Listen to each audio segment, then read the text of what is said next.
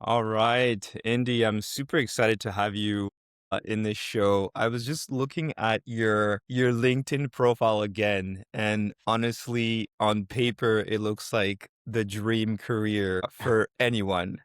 Not just the logos you've accumulated, but like the places where you worked at in the world, the roles you've had at the different inflection points that you've joined a company in high growth stage, pre-IPO, going to IPO, you've done it all. And so the first question I just want to ask to go straight into it is, on paper, it looks amazing. In real life, how was the experience? Has it been as fulfilling as it looks on paper? Yeah, Yes I or love that no? you're starting with that. Yeah, I love that you're starting with that question. I would say, it's what is that answer? It's complicated, right?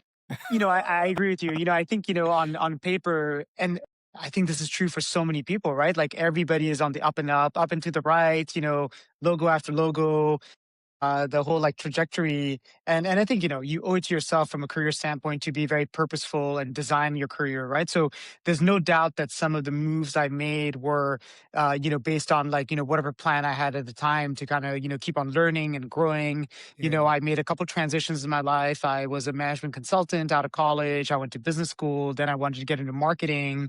In marketing, I had the opportunity to work at both like, big companies, startups, scale ups, and, each time it was with Yeah. different learning objectives or different professional goals in mind, right? But to answer your Mm, question, I mean, I think, so many people, so many of us feel like, if your career is like, there's a diagram I'm very fond of, which is, a lot of people see people's careers and think that's like a straight line, up and to the right.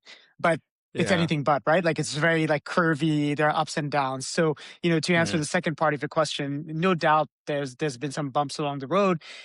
I think at the end of the day, you learn both from your successes and your failures. I think there are a lot of things that kind of peppered my experience across both at that level of success and failures, and you learn from them, right? And I think you course correct, you adjust. At the end of the day, I always go back to this notion that your career only belongs to you, right? Like, and so I think mm, if you don't make the right yeah. choices or don't take the right learnings, at some point in time, you might wake up one day and kind of realize that you're well along the path that you never intended on being, right? And I think Yeah. to me, I've always thought about my career as something that I want to actively be a participant, not a participant, that I want to direct, right? And Yeah. be and design myself. So that's what I would say about that is that, a lot of people look at folks like us on a piece of paper and it seems like it's on the up and right to the right and straight and narrow, but it's obviously Yeah. has its bumps and ups and downs. Yeah. Yeah. Yeah. What has been some of your most exciting, personal growth experiences, right? I mean, like when I look through the list, it's such a long, really interesting list, right? The Salesforce, the Box, the Mulesoft, the Google, the WeWork, the Matterport, the Canva. I mean, it just keeps on going, right? Like, Yeah. what has been what are the few experiences that have really shaped your career? Like, where you've learned the most in these different roles, whether it was the type of company, the role you came at, the time you came into the company. Where did you grow the most and why? Yeah. Yeah.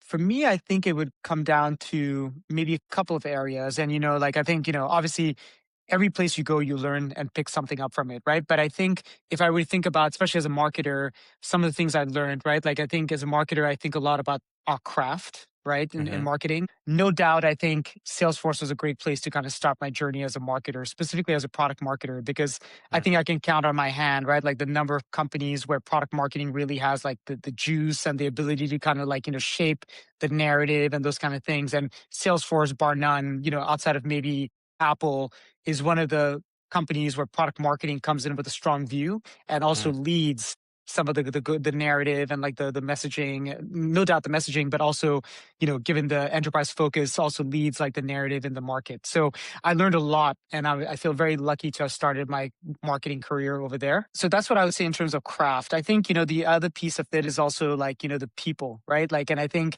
mm, as I think about some of the companies I've worked with, I kind of like, have this three-dimensional kind of like filter that I look at different companies and experiences I've had. The first filter is mm, like product, the second is culture, the third is execution, right? And so I think with Salesforce, I talked about craft. I would kind of say that that's the execution. I think on the product mm, level, most recently, I would say, Canva has in my mind stood out as a product company that where the product is so darn good, right? And obviously it's Mm, evolving a lot, and they really need to evolve with everything that's happening with agentic AI. But I think they're navigating that very gracefully, and I think they're keeping their eye on the ball. But at the end of the day, your product is your calling card, right? In like the software yeah. business, and if you don't have a great product, there's no amount of marketing that's going to mask those gaps down the road, right? So I think coming in with like Mm, that in market with like a killer product, not always easy, sometimes easier said than done, but having that ethos for what makes a good product and a good first time user experience, rewarding experience, I think that's something that I've also learned is super important, because at the end mm, of the day, your marketing, your narrative is only going to be as good as like the product itself. yeah. So that's on the product side. And then finally, culturally, like I think I've learned a lot from all the companies I've been at. I will say, without naming names, there are some companies that, from the outside looking in, seem like they have great cultures. That's not always the case, right? Like I think when you Mm, define culture, what I've learned, both as like a, how would I say, as a early employee as well as like then like a leader, is that you can have all the mission statements of the world, all the ping pong tables, all the kombucha on tap, right? But I think culture yeah. has to match. you know I think of messaging as like the outward, brand as like, the other side of the coin, right? Like brand is a promise you make to your customers, and it has to be consistent no matter what. Like the best brands do that, right? Like Apple, Coca-Cola, Nike, by and large, like live and die by the strength of their brand. I Mm, think culture is the other side of that coin, right? Like I think culture in my mind is that promise you make to your employees, to your collaborators, to your partners, right? Saying that, what you see from us is always what you're going to get, right? Like there's going to be ups and downs. You're going to be wartime, peacetime, but that culture is like the internal brand and the promise you're making to your employees. And I think I've seen in my experience, and again, without naming names, but there's some companies where a lot of people think of them as having great cultures. Not always the case. Some yeah. people were saying like, "Hey, this seems like a very boring company," or like that kind of thing, but the culture is awesome, right? And that's sometimes what keeps you there as well. So I think those are maybe some of the core learnings in my journey. But yeah, happy to go into more detail. Yeah, really cool. I mean, honestly, I get that because I mean, whether it's been a company or an industry, like like before I got into HR tech, like payroll, for example, at Payfit, which is an amazing company. I thought it would have been like really boring. Like, who wants to get in payroll in France? But like, honestly, just the team, the founders did such a really good job at building an amazing culture. And I guess they're at the center of human resource, so they should care about that stuff, right? So that's definitely Yeah, something that yeah, I yeah, enjoyed. exactly, right? Really cool. So what about like some of the curveballs you've experienced throughout your life or throughout your career? I think that's something that like on paper, like you said, right? You don't see that. You just see the logos, the names, the career, the big swings, but people rarely see what happened in the back, the struggles, the challenges, the pivots. And so, my question that I have for you is kind of like, what are the moments that were the most difficult for you, if you don't mind sharing, if it makes sense? And like, how did you pivot out of that, right? Because I think sometimes you can get stuck in a bad loop or in a negative, you know, Uh, frame in your mind about your career or your business. And we'll get into that in a minute about like, more practical things for founders. But wanted to hear more on the personal side because I think that's something we don't hear a lot about. Like, what are the biggest challenges you've had to deal with behind the scenes that you had to pivot in a graceful way? Yeah, yeah, absolutely. Yeah. I think of a few. So maybe I'll give you two examples. One was definitely, like on the professional side, and then another one that maybe hits closer to home, but I think the lessons are equally as valid. So on the professional front, you might remember in 2019, I like to call it the year of the Lord, right? That's when I joined this company called WeWork, which was on the up and Yeah. up, on a complete tear, right? And I think if I think Yeah. about some of the companies that are flying as high as WeWork did back then, there's a lot of like, I'm kind of waiting to see what happens, right? But in 2019, for those of you who are listening who may not remember, WeWork was on an absolute tear, right? Like meteoric rise. We're poised to go public. And then almost overnight, like the investor sentiment kind of soured on the company. We filed our S1. Mm, Unfortunately, for many reasons, it was not super well received. A lot of that fell on us, and a lot of it was also at the end of the day, people realizing that there was so much money being thrown into this category, and is the business really as viable as it seems? And there are many ways. There's a lot of things that were above my pay grade that I had no control over. But mm, overnight, I had people with whom I had to basically let them know that their job was going to be basically be vacated, right? Like that yeah, we literally were running out of money to pay people, and so the company had to structure massive layoffs, right? And so at the very beginning, myself, my CMO, we were across those motions and had to be make some really tough decisions. And then eventually those decisions were also made on our behalf, right? So both my CMO and I, like, we were part of like a massive layoff around like 3,500 people, a lot of people specifically from the Bay Area who had left really amazing jobs to join this rocket ship that was WeWork, right? And mm, at the end of the yeah, day, I don't regret that episode. I learned certainly a lot from it, right? Like I think we were touching on this earlier, is that you often learn more from your failures than you do from your success. mm, And, I don't know that I would do anything really differently. What it did teach me, though, is that it's all about how you navigate, the grace with which you navigate those things, right? Like, obviously, there are a lot of people who were rightfully, pissed off about what happened. And, I think I'm sure some people must have, like taken legal action against the company, those kind of things. I think for mm, me, I hadn't been there long enough where, I necessarily had like equity, like I didn't have any equity at the end of the day, right? Because I hadn't made it like past a whole year, right? But mm, there's some people who obviously were had already probably made some very important financial decisions based on what they thought the outcome would look like. So I think what I learned is that you one as a professional never kind of like think of, like, especially when you're at a high flying startup, never think of that as like a meal ticket. If anything, the equity is a lottery ticket, right? mm, But then I think at the second time is you can't take these things personally. It's not your fault that maybe quote unquote somebody like shit the bed, right? Or like that, yeah, yeah, like that the company goes belly up, right? And you can't take it personally. And I think what I realized, and I think it took even some of my close collaborators a little while to absorb this, is that your job is not your identity, right? Like mm, at the end of the day, it's so tempting, right? Like, and I think Silicon Valley, the tech sector is so guilty of this. They give you a t-shirt, they give you stickers, you're part of the family, you're part of the winning team until you're not, right? yeah, And I think, I realized that one, I should never tie my identity to my job. I think at the end of the day, people think about like dream jobs. I think you should really think about your career as like, what's that dream role that you're going to do? Like, what's the dream work that you're going to do, as opposed to the dream company and the dream job, right? Because titles, companies go, but I think at the end of the day, if you can keep your head high on the craft, like what you've done, the accomplishments, those I think speak for themselves. So with the WeWork chapter, I'll say that, I think I learned a lot from that episode. I think I learned a lot about like not tying my identity to the work, mm, to the company, but also thinking about how do I help manage this transition on behalf of my team. One of the things I did when I knew that this was kind of going south, like a lot of I had direct reports. I had like a team of 30 people. I had like mm, 8 or 9 direct reports, and we all had a leadership training when the ship was going down. And I was just like telling them, like, look, there's a lot of ambiguity right now, but I want to help you make the right decisions for your career. If you want a recommendation and are looking for another job right now, do it. I'm not going to hold it personally against you. Like, I think I'm here to support you.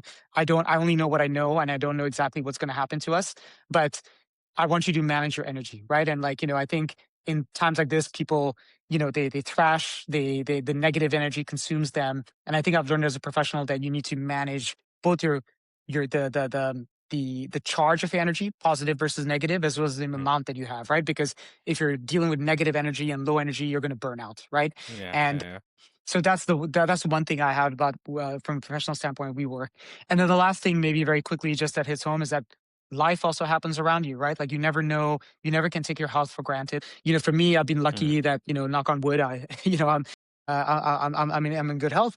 But I did lose my father in 2017, and he had a great life. He was getting there in terms of age, but and people grieve in different ways. My brother grieved immediately. I think for me, it took a little bit longer to hit home, and I think mm, in many ways that also affected how I thought about my career from that point on, right? Like, I think I realized very quickly that life is short, or that at least you want to live life on your own terms. And I think that's probably what led me to maybe a little bit of the path that I'm experimenting with right now, which is this fractional advisory type of work and all of that, where I felt like I owed it to myself to take some more risks. yeah, And so of a year after my father passed away, I left the creature comforts of Google. I didn't have to leave, but I left for WeWork. So I was thinking that that was like the right move. And at the time it was, so I don't regret it. But I think that's also something where like sometimes both professionally and personally, things are going to happen to you that, it would be naive not to think that that's going to affect how you choose to live your life or your career after that. So those are maybe just two things I'd share. And Yeah. at the end of the day, like what doesn't kill you makes you stronger, right? And Yeah. I think sometimes it forces you to focus even more than before. So yeah, those Absolutely, are the two absolutely. things for me. Yeah, absolutely love what you mentioned, especially both on the professional and the personal side about not tying your identity to the job. I mean, I was locked in for 15 years, just kind of like, Yeah, getting trying to get the titles, getting up the ranks, San Francisco, same. Paris, Barcelona, all these Yeah. things. And then life hit me, divorce and like getting ousted in a Mm, role in a way that probably was uh, not done as well as it should have and things like that, right? And then when all yeah. these things Yeah. happen, like I pretty much, had an identity collapse where it's like, okay, who am I without the titles, without the salary, without the team, without the budget, without all that? And then, you have to sit down and really go through that. And, uh, and for some people, it's losing a significant figure in their life. But at some point, like the Yes. personal life really sweeps through you. And I think, yeah, I'm really happy that you mentioned this. And it's definitely a topic, in full stack CEO, because I want to transition to that Yes. that that I want to bring on board because the founders need to realize that like if they burn out the whole ship sinks with them, right? And it's like manage your pace, right? Your health, your sleeping, your eating, your hydrating, the basic stuff. You're an athlete, study neuroscience, like your brain is so important, right? Your heart, the whole thing, right? And I think Oh people yeah. forget that. They forget that not having those moments of stillness where you can just sit down and really take a step back because if you're in Slack, you're in, all day long, you're in coffee, you're sleeping 6 hours. I mean, you're heading straight for the cliff, right? So I'm really happy you brought that. So with that, let's Totally. transition into full stack CEO, right? I'm obviously Yeah. super stoked that you have joined as a startup mentor. We have an amazing, growing audience as well as like founders, member community from pre-seed to series B. And so like bringing people who've been there, who've done it at later stages, at earlier stages, and everything in between is really crucial because that's what really makes a difference here, right? And so I'm curious to, obviously just let the world know what inspired you to, to join Full Stack CEO and what kind of advice do you have for the members coming in? Yeah. I think for me, what immediately, other than the chance to kind of work again with you, right? I think we crossed paths many years ago and I always enjoyed the relationship and, the friendship that came out of it. And, I think when I saw that you were building this, I think it resonated with me in a couple ways. The first is I think what you just said about that managing your energy and, I think all these incubators, all these like associations, it's always about like, go, go, go, like hustle harder, and that kind of thing, right? Yeah, And I think the orientation you have around saying that, hey, look, at the end of the day, work and like entrepreneurship, it's also like a sport, right? Like you're building a team, you are at the maybe like at the wheel, but like the energy you pick up, the energy you have is the energy you give, right? yeah, And so I think that having that orientation, like that coach mentality, is going to be really important, right? And I think for having navigated that myself, some of the lessons I shared, to me, I really believe that you can only do your best work if you manage that energy and are in the right frame of mind, right? And I think yeah, again, this whole bias around like hustling, speed, and that's never going to stop, right? But I do think that you owe it to yourself to make sure that like your every day, like it makes zero sense to me, for example, that I spend more time charging my iPhone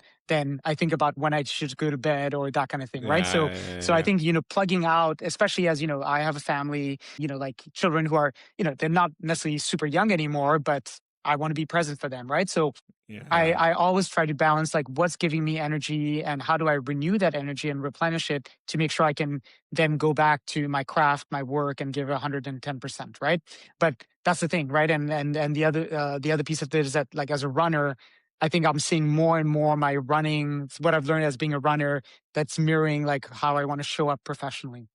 So I wow, think pacing yourself, I think all that stuff like yeah, resonates. And then I think the second thing is, you know, to me, like in my work, I've been lucky enough to have been working on like products and initiatives that always had a component where I would end up like speaking to tons of like entrepreneurs, right? And like and startups, right? Like so I was Mm, at Salesforce on the ground floor of the app exchange. The companies who wanted to work and build on our platform were sometimes tiny shops, right? Like, one person startups, two-person mm, startups, sometimes larger companies. But I always had an affinity for that, for working with those communities, because at the end of the day, and maybe this is a through line in my work as a marketer, what I really derive satisfaction from is to be able to kind of come in and help steer some pieces of your strategy, your go to market approach, and be a multiplier, right? So at Salesforce, when we were building ISV marketing and having people build for apps for the app exchange, when those companies found product market fit, they freaking took off, right? And some of them mm, even went public and those kind of things, right? So that has been a true line in my career, is that whenever if you can work on a business where your function exists to kind of have a multiplier effect on others.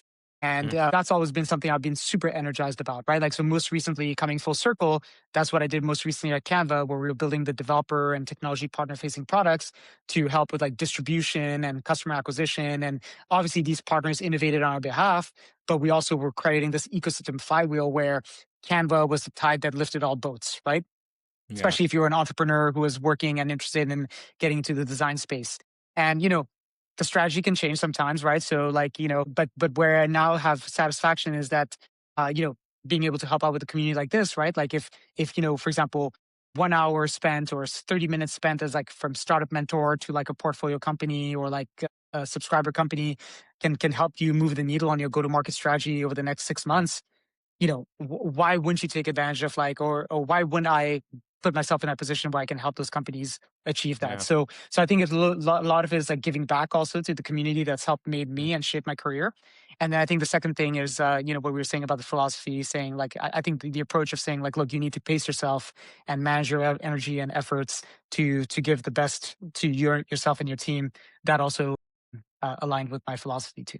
yeah, yeah, amazing. And what's really good, the program is also evolving. So we're gonna have specific track with pre-seed, seed, series A, even Yeah. going up to series B. So it's gonna be phenomenal. And so I guess we got two last questions before we hop off. Is one, I know you invest, I know you advise, you're fractional, you see quite a lot now. What advice do you have for founders just in general, right? In this age of AI where everyone's shipping something, it's getting very noisy. There's, a lot of message about, the end of B2B SaaS and this and that. And there's so much going on. Just curious to get your take on like what advice do you have for people who are looking to launch and launch their business, their startups, their dream, impact in the world. What advice do you have for them as they're navigating through this very, you know, innovative and transformative time? Yeah. Yeah. You know, I would go back to maybe what I learned about like running, right? Is that, my motto is run your race, right? I think it's applicable to both your personal life and your professional life. The reason I say that is because I think at the end of the day, all these entrepreneurs, like, or even us as business people, like we're all after, we're all working on certain things.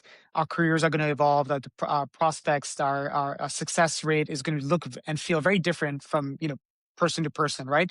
But in the day, Mm, everybody is focused on like running their own race. And I think the reason I say that is because, for example, in a marathon, I'm not going to be the first one to finish. I'm not going to be the last one. I'm going to be somewhere in the middle, but I'm still crossing the same finish line on my terms, right? And yeah. so the advice I would have for founders Mm, navigating this era is that there's just so much noise and commotion around you, right? Like it's very tempting. I think FOMO has never been bigger than it is right now, right? yeah. And I think, like people are saying, oh, like Anthropic's launching 5 features every day. I need to do that too. I don't know if you need to do that. Like I think as long as you keep your focus on what you're doing and can be deliberate but incremental in building what you want your business and product to look and feel like, speed is obviously of the essence, but don't rush into the market and try to copy somebody or something that, you're just doing out of a trend or like FUD and like, FOMO, that kind of thing, right? Yeah. Like, and going back to racing, right? Like, sometimes I'll be running and I see somebody who's looks way older than me, who's just like, like much faster than me. And I'm like, well, they're built different, and I'm built different, and I'm going to honor my own pace and what I want to do, because at the end of the day, I have a goal, and if I can at least execute on my plan and get to where I am, Mm, nobody's going to take that away from me, right? And I think that's, to me, is maybe an easier way of saying this, is that comparison is the thief of joy, and I think if your focus I think focus is going to help you really nail what you need to do and know how you're going to do it. Right. Yeah. So I would say, don't succumb to like the FOMO, like, and also just believe in that conviction, right? Like do what solve the problem that fascinates you as opposed to the problem you think the market wants, right? Yeah. Because Mm. if you do something that fascinates you, nobody's going to, one, it's a very high chance that you're the only one who's really fascinated or as passionate about it than anybody else. But that fascination and passion is going to show itself in your work, right? And you don't go too slow, don't go too fast, right? But be purposeful in what you're doing. And I think in my mind, like that goes with being like deliberate and incremental. Like that's how I approach my marathon training. That's how I approach my work.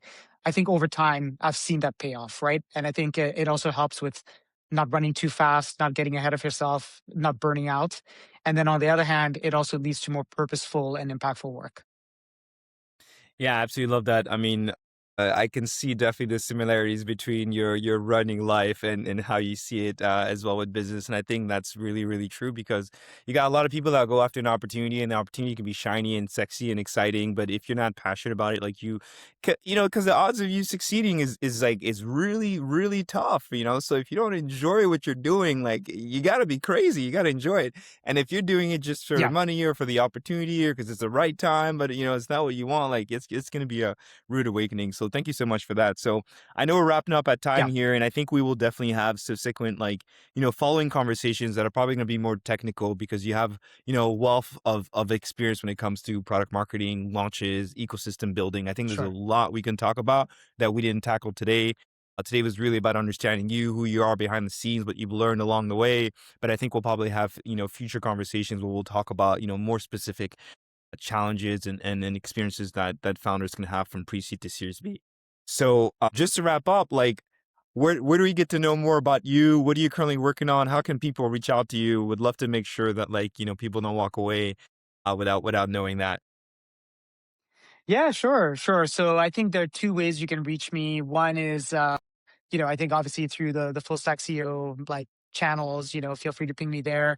I also have my own newsletter called the Remarketables. Maybe we can put the notes in Yeah, down below. But yeah, would love for you to give it a follow, subscribe. Like right now, as part of like my own advisory consulting business, I'm also going back and this is almost like a passion project, right? But it kind of makes sense in what I want to do is that I'm revisiting some of the greatest marketing launches that happened in mm, in modern history and kind of deconstructing the playbooks behind them. And, like I think it's the inspiration I get from, some podcasts I listen to, like, Acquired and others like mm, that. But where it's often as a practitioner, I now have the headspace to kind of like look back on some of these things that I've seen and admired from afar. And now that I've spent like, 20 years in marketing, kind of thinking about like what must have gone through the minds of these people who do these things, right? And why. yeah, And so, that's one of the things that I'm super passionate about and just getting started.